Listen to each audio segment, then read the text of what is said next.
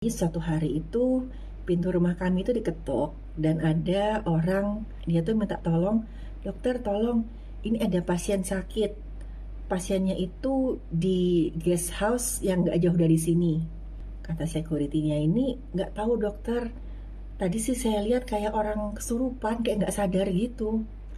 Di kamar itu yang saya lihat pertama itu ada seorang laki-laki, dia tuh posisinya berbaring terlentang, terus badannya tuh gemeteran, dan si laki-laki ini dia bergumam tapi saya cukup jelas dengar suaranya. Dia berkali-kali ngomong pocong.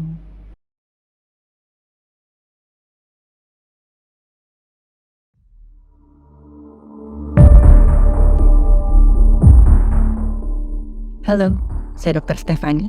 Saya seorang dokter spesialis forensik dan saya melihat apa yang tidak semua orang lihat. Meskipun saya ini dokter spesialis forensik yang kerjaannya sehari-hari itu nanganin pasien yang sudah nggak hidup lagi, tapi saya tuh tetap harus siap. Misalkan sewaktu-waktu saya diminta untuk memberikan pertolongan medis ke pasien hidup. Karena ya gimana pun juga yang namanya tenaga medis, kayak dokter, perawat, paramedis, bidan, itu kami itu terikat sumpah. Dan ya kami harus siap misalkan sewaktu-waktu ada yang minta kami untuk memberikan pertolongan medis. Jadi ya saya sama suami itu udah biasalah, misalkan tiba-tiba ada yang datang ke rumah kami minta pertolongan, misalkan anaknya sakit atau anggota keluarganya yang lain sakit. Dan akhirnya ya sebisa mungkin kami bantu, pasti kami akan bantu.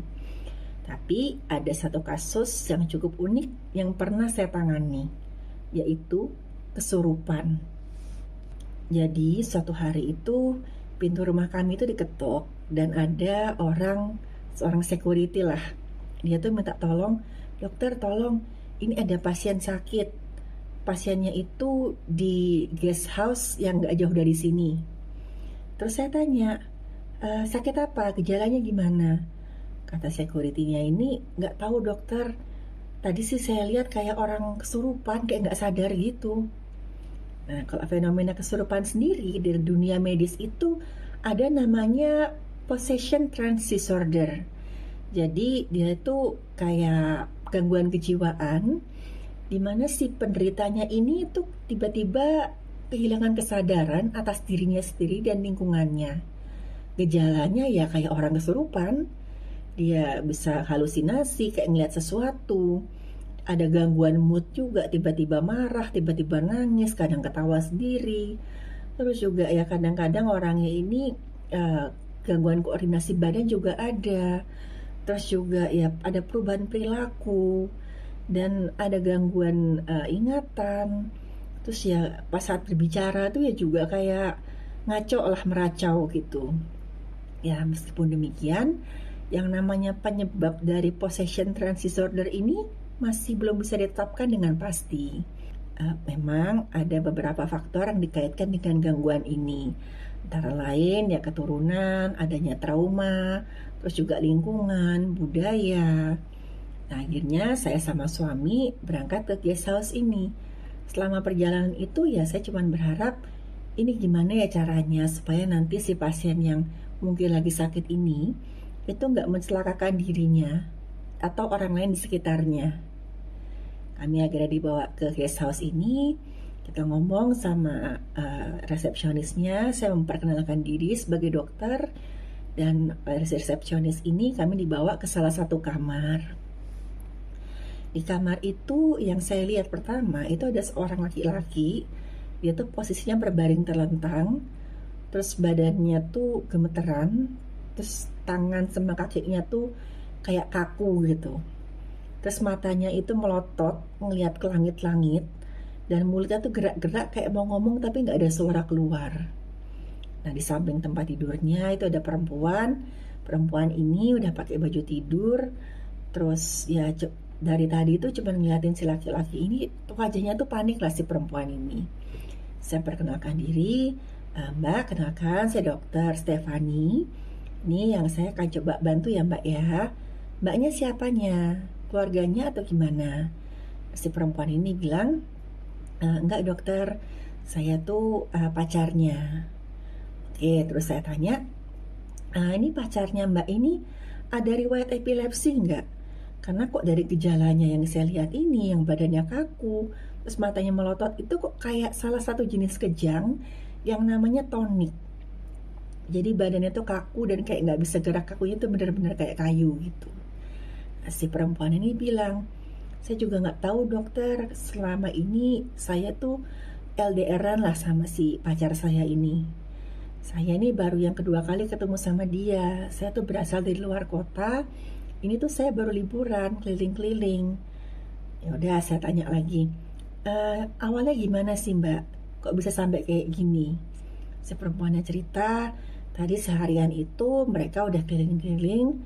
Terus begitu sampai di hotel, si perempuan ini tuh mandi duluan gitu. Sementara terakhir kali dia lihat itu si pacarnya, si laki-laki ini yang sakit, itu lagi mainan HP sambil tiduran. Begitu si perempuan ini selesai mandi, dia keluar, dia ngelihat kok si laki-laki ini keadaannya seperti ini. Jadi coba panggil-panggil, gak ada respon, dia kebingungan, dia cari pertolongan ke resepsionis. Jadi dari resepsionis ini, ya kebetulan ada kenal lah sama salah satu warga di sekitar rumah saya. Dia tanya, di sini dokter paling dekat di mana? Oh ada tuh tetangga saya. Akhirnya saya yang dipanggil buat ke situ. Ya udah, terus saya coba, Mbak minta tolong, Masnya misalkan ada tas, coba dicari ada obat-obatan nggak di situ. Dibuka, nggak ada obat-obatan. Ya, jadi ya misalkan si orang ini ada riwayat epilepsi kan minimal pasti bawa obat buat epilepsinya lah. Tapi sayangnya nggak ditemukan apa-apa. Terus saya tanya, ini udah berapa lama seperti ini? Udah ada sekitar setengah jam dokter. Waduh, ini bahaya nih. Saya bilang, wah ini udah termasuk kedaruratan medis, ini udah harus dibawa ke rumah sakit. Karena ini kan perlu pertolongan yang lebih lanjut lagi. Perlu obat-obatan dan juga alat-alat yang lebih memadai untuk mencegah terjadinya kerusakan otak. Untuk sementara saya miringkan badannya si laki-laki ini supaya jalan nafasnya kebuka. Waktu itu pas saya miringkan, posisinya si laki-laki ini menghadap ke jendela lah. Nah tiba-tiba si laki-laki ini tuh ngomong nggak jelas, kayak ngumam sesuatu lah gitu. Padahal saat itu posisinya saya tuh kan lagi nelpon ambulans tuh, saya minta udah cepat bawa rumah sakit aja.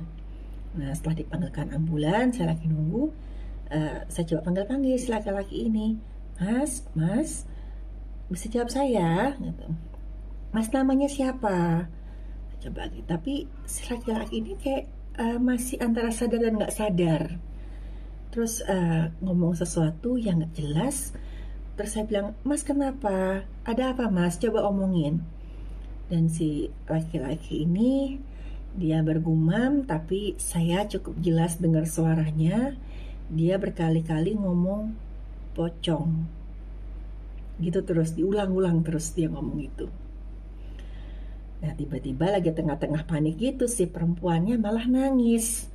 Saya berusaha menenangkan, mbak tenang ya. Ini ambulannya udah dalam perjalanan kok. Bentar lagi masnya ditolong ya, dibawa ke IGD. Saya sih berharap banget walaupun si laki-laki ini tadi ngigau ngomong pocong gitu terus. Saya tuh berharap gangguannya ini tuh murni gangguan kejiwaan lah, yang masih bisa ditangani secara medis. Karena misalkan memang gangguannya gangguan medis, begitu mereka sampai di IGD, pasti kan ada dokter yang bisa nolong. Tapi kalau gangguannya ini di luar medis, yang namanya di IGD kan, ya saya sendiri juga nggak tahu ya, ada nggak ya ahli spiritual yang bisa dikonsul gitu saat itu, kan nggak ngerti juga. Nah sementara itu suami saya tuh jaga-jaga di sampingnya si laki-laki ini. Ya khawatir misalkan tiba-tiba dia ngamuk atau gimana. Nah tiba-tiba ya si perempuannya ini ngomong ke saya, ini tadi gara-gara kami dokter, kami tuh tadi iseng. Loh iseng gimana mbak?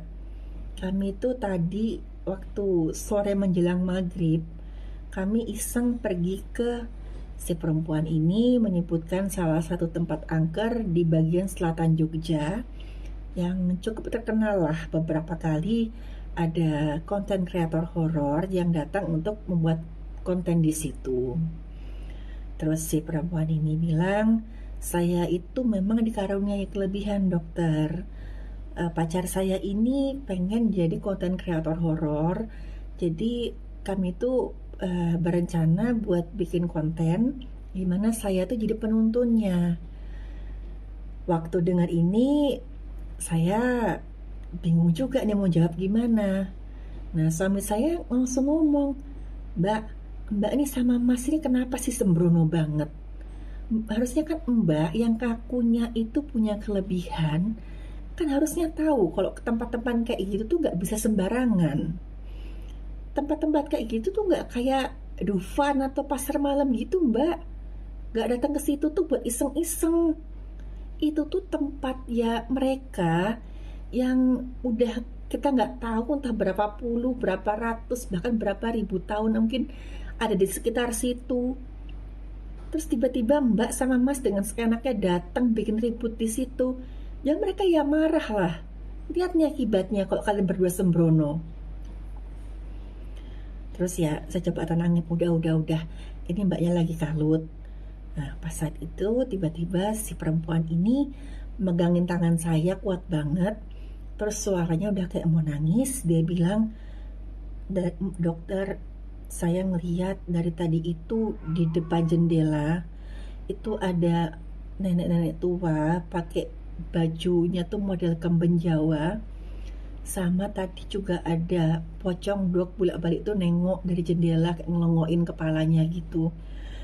Wah saya juga mikir, berharaplah semoga ini bukan yang namanya fenomena volley adu. Jadi dimana ada dua orang atau lebih yang punya kedekatan secara batin ya kayak saudara atau teman, itu yang seolah-olah nularin gangguan jiwanya. Jadi kalau mungkin kita pernah dengar ada fenomena kesurupan massal, itu ada salah satu penjelasan medisnya seperti itu.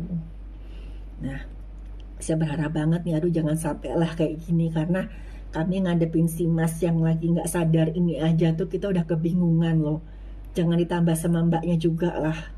Untungnya nggak seberapa lama kemudian ambulansnya datang. Akhirnya si Masnya ini sama para medis dibawa pakai brankar. Dan dalam hati sih saya berharap semoga kalaupun ini kejang ya di saraf pusatnya di otaknya itu nggak terjadi kerusakan serius lah. Toh ini udah agak lama kejangnya. Bahkan ya cukup lama lah, setengah jam lebih. Waktu kami pulang ke rumah, tadi kan posisinya saya lagi ngajak main kucing saya, si Satwa, si Wawa ini. Nah Wawa itu lagi duduk di atas sofa lagi tiduran. Waktu saya masuk ke rumah, tiba-tiba Wawa tuh langsung berdiri, terus badannya tuh ngelengkung, terus dia mundur-mundur kayak ketakutan gitu. Matanya tuh kayak ngeliat saya tuh tajam banget loh. Bulunya tuh sampai berdiri semua yang di punggungnya gitu. Terus saya panggil, Satwa sini wa.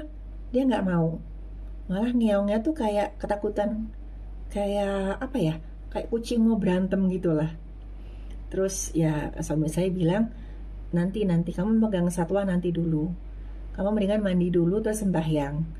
Ya udah saya mandi, lalu saya sembahyang. Begitu saya keluar ya si Wawa ini udah tenang lagi, baru mau saya ajak main lagi.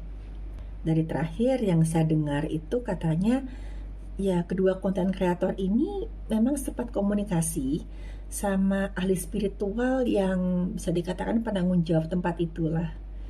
Dan kata ahli spiritualnya itu, mereka waktu berada di tempat yang mereka sebut tadi itu memang bertingkah sembarangan. Ya saya nggak tahu lah mereka ngapain di sana.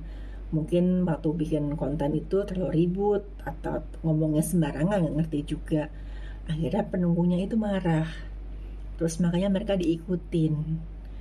Nah, dari salah satu security-nya di guest house itu kan sempat cerita juga tuh ke tetangga. Katanya waktu malam itu dia kayak nggak tenang. Beberapa kali itu waktu dia jaga, dia ngeliat bayangan putih sekelebat gitu. Kadang ada suara perempuan ketawa. Tapi ya untungnya saya sama suami di rumah itu aman-aman aja. Terlepas dari apakah gangguan itu tuh merupakan gangguan yang medis atau bukan, ada baiknya ya kita selalu ingat di mana bumi dipijak, di situ langit dijunjung. Dimanapun kita berada, jagalah sopan santun. Karena walaupun nggak terlihat ya bukan berarti tempat itu kosong. Terus juga andai kata kita memang dikaruniai dengan satu kekuatan atau kelebihan lah, jangan takabur. Karena kelebihan kita itu pun pasti masih ada batasnya. Dunia ini kan luas banget. Dan kita sebagai manusia itu pasti punya batasan diri kita masing-masing.